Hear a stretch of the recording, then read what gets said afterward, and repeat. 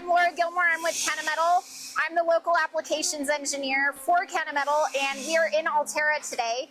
We're actually looking at a deep hole drilling operation that they're doing. I come in and support this shop in precision machining applications. One of the cool things that AllTerra does is that they like to do their machining in-house. Why? Because you can control it. What they're doing is a deep hole drill over 12 times D. Anyone in machining knows that once you break 4 times D, you're starting to fight physics. And what I mean by 4 times D, that's the length is over 4 times the diameter. Here, AllTerra is doing 12 times D and longer. So you have to have a precise hole in order to do that type of drilling and stay on size. And I know for a fact that AllTerra dials in their drills.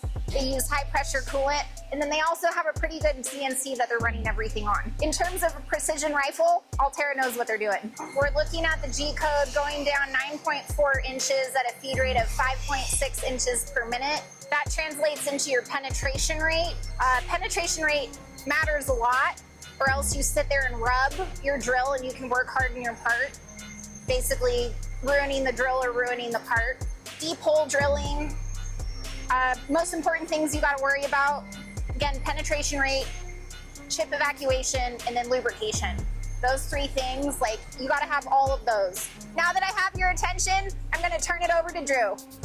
Before, we had to make this insert that drills the hole smaller because the hole was actually walking, it wasn't straight, which means that we had to hone that much more material out of the receivers in our hone here to make the hole straight and round and to spec. So now the spade bit on the end is a larger diameter. It's 3/1000ths less than the actual diameter of the hole that we're trying to get, which means that our hone time was cut down by about 40 minutes. One of the things we ran into is it wasn't evacuating chips well enough, so we had to go invest a whole bunch of money into a new pump that would evacuate the chips out of here so we could maintain that hole diameter. We bought this entire unit just to evacuate chips faster and to make this process more efficient. There's actually a hole that goes all the way through this drill and comes out there and comes out there. What we run into before is there wasn't enough pressure to evacuate drilling such a big hole. This machine here now runs at about 1,000 PSI, so we get good chip evacuation.